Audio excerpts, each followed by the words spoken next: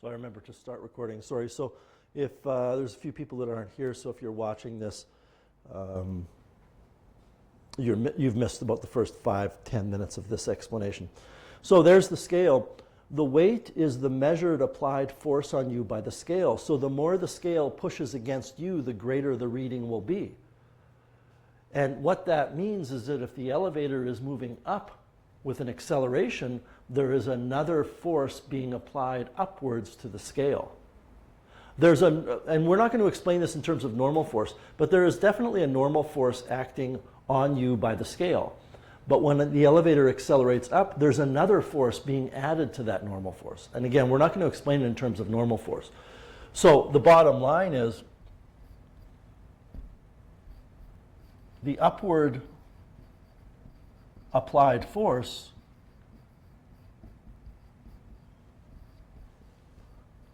which is what you read on the scale as your weight, depends on the acceleration of the elevator.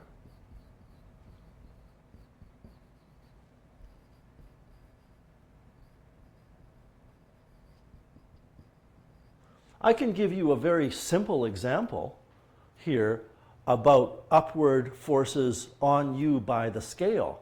If you put some shoes on that you don't care if they're ruined, and then I glue the shoes to the scale, let's say I'm doing it. I glue my shoes to the scale, and I do this while I'm standing on a table, and then I kind of hop, bit at a time, and then I fall. I jump off the table. When I'm falling, that scale will read 0. I will feel weightless because there will be no upward force on the scale to my feet. All right, now let's take a look at some examples, and I'm going to go through these examples relatively quickly because we developed kind of a rule here. You've got a 100-kilogram astronaut, so that's their mass including all of their equipment. They're standing on a scale in a rocket, and the acceleration of the rocket is 19.6 meters per second squared up. What's her true weight and her apparent weight? Well, her true weight, I'm assuming this is near the surface of the Earth, her true weight, this will be true, will be equal to her mass times 9.81. We do not need to use Newton's universal law of gravitation to find this gravitational force. We can just take 100 kilograms, multiply by 9.81. Now look what I'm going to do. I'm going to go newtons per kilogram because that's gravitational field strength, and we prefer, and I prefer if you do it, we prefer to use newtons per kilogram. So you get 981 newtons. Now, what is her apparent weight? Well, what we're going to do is draw the forces acting on her. And there is a force of gravity acting down, which, by the way, is 981 newtons. But I'll write that in a second. And there is an upward force acting on her. And I know that the upward force acting on her is greater than the downward gravitational force because she accelerates up. And what this turns into is a type of question that we know how to do. This is the applied upward force.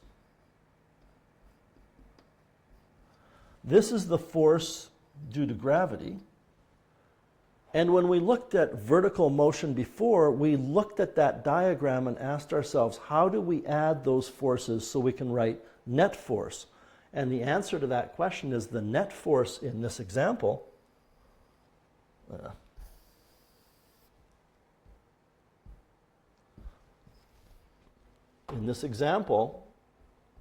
the net force will have a magnitude equal to the upward applied force's magnitude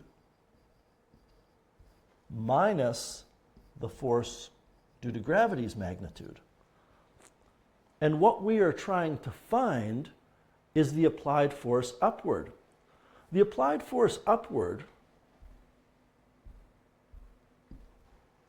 this applied force upward is the astronaut's apparent weight, because it's what the scale is going to be pushing on her feet with. So if I add the force of gravity to both sides, I get the net force plus the magnitude of the force of gravity will equal the applied force. And by the way, that APP stands for applied force, but I suppose you could say it stands for apparent weight. But look at what happens here. We have MA plus mg equals the apparent weight.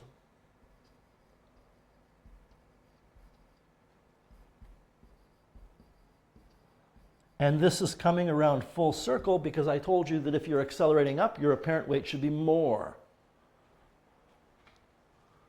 So what we can do is we can take her mass, which is 100 kilograms, multiplied by 19.6 meters per second squared, plus the 981 newtons, which was mg. This is going to be her apparent weight.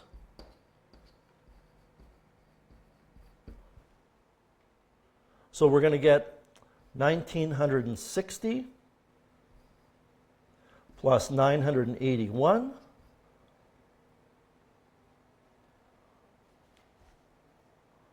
2,049. No? Can you let me know what you get for a total there and type it in chat for me, please? 2941, oh, way off. 2,941 newtons. That's her apparent weight. That's what she will feel. Her regular weight is 981 newtons. What's the ratio of those two? What do you get if you take 2941 divided by 981? I'm guessing you're going to get very, very close to 3. Can you do that calculation for me? 6? Maybe just try that calculation again, Andrea. I'm just thinking 2941 is close to 3,000, and 981 is close to 1,000, 2.99, almost 3. This astronaut would feel 3 times as heavy. Any questions with 1A?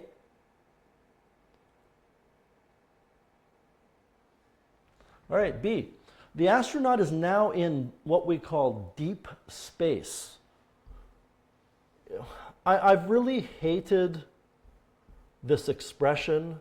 News anchors in news reporting use it a lot. They say, oh, the astronaut is beyond the reach of gravity.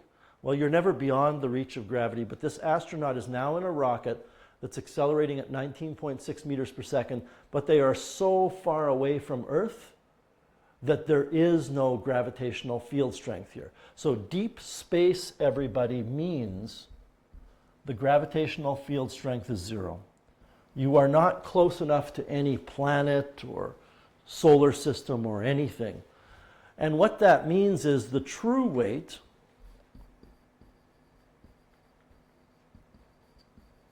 which is always mg, is 0. What does that mean? It means that if the astronaut were not accelerating, they wouldn't feel anything. Their apparent weight, though, well, there's only one force acting on them, and it is the force of the rocket pushing against the scale, which is pushing against their feet, which means that this force that I've drawn is the applied force, which is the apparent weight. So the apparent weight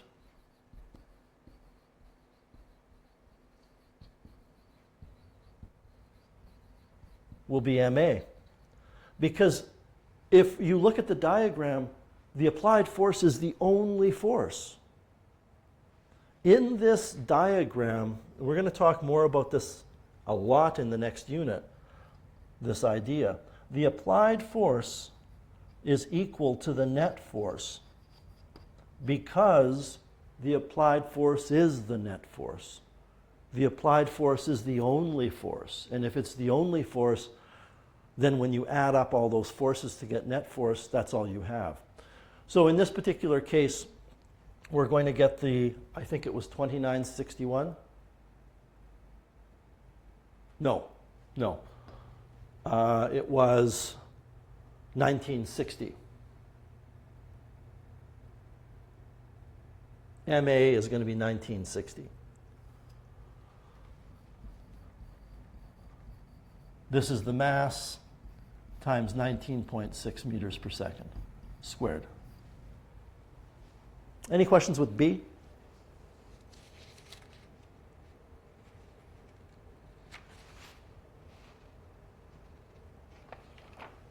All right. 75 kilogram person has an apparent weight of 640 newtons when riding in an elevator. So, you know what we need to do here when we're talking about this kind of question? We want to determine the acceleration of the elevator. We need to know if the elevator is accelerating up or down. Is this the same question that you have in your notes? Okay. We need to know if the elevator is accelerating up or down because we're not told. So the apparent weight, let's write this down, F apparent, which is the applied force on the person by the scale or the elevator, is 640 newtons. Let's calculate the true weight. Well, let's just calculate Fg, which is the true weight. This is the true weight. Now, the true weight, I feel as though I really shouldn't have to show this work, but it's 75 kilograms times 9.81 newtons per kilogram. This calculation of Fg equals mg is something you can almost just do on your calculator. So we're going to calculate what we get when we do that. 75 multiplied by 9.81 is 735.75.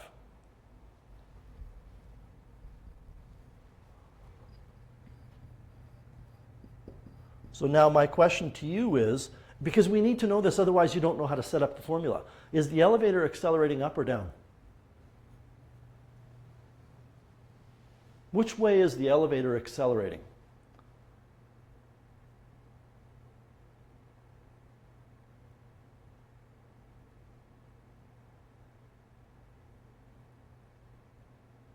And I'd like you to type your answers in the chat window. We've got a true weight of 735 newtons. We've got an apparent weight of 640 newtons. And it is, in fact, down because the person weighs less.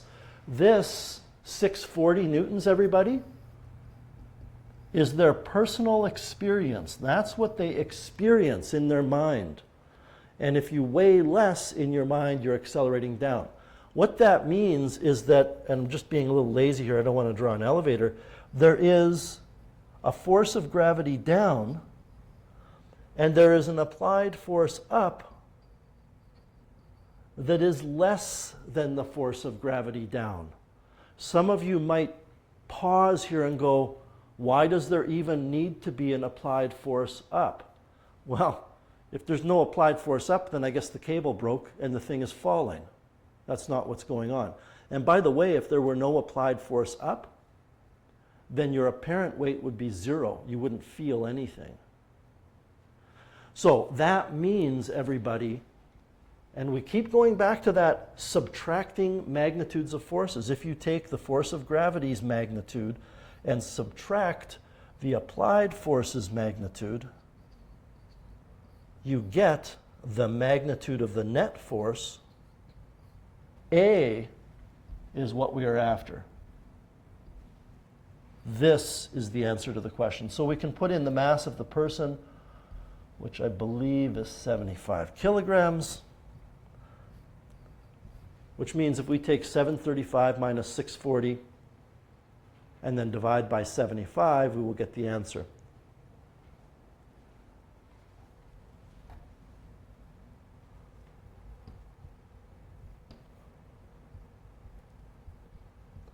So I get 1.3 meters per second squared.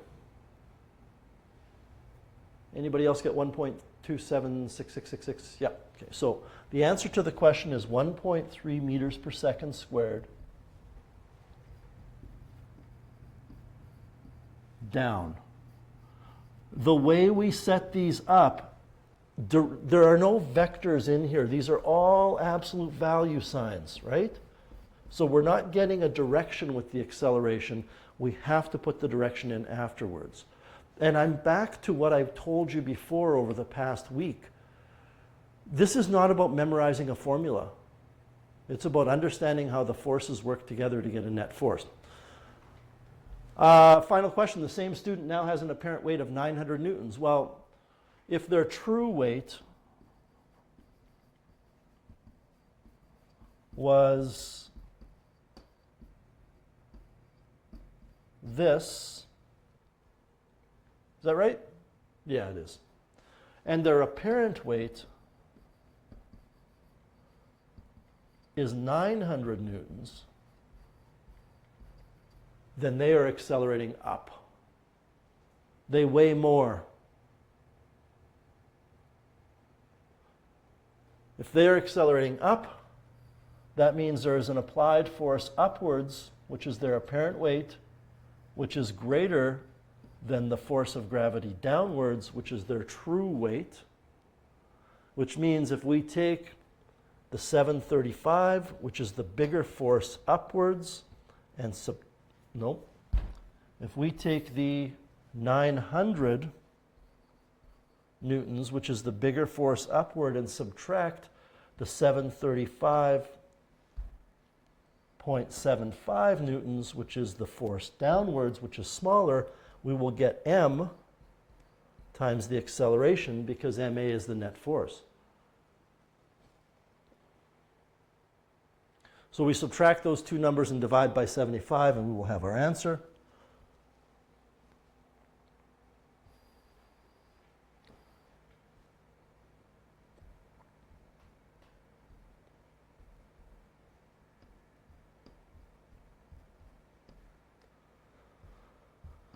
Does anybody else get 2.19 or 2.2?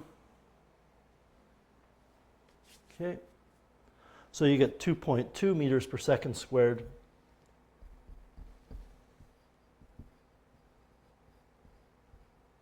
And it is upward.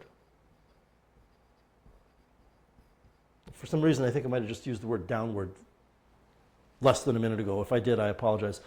The acceleration must be upward. Now, before you do the questions, there will be some people want to memorize things, and I get that. So for true and apparent weight, you could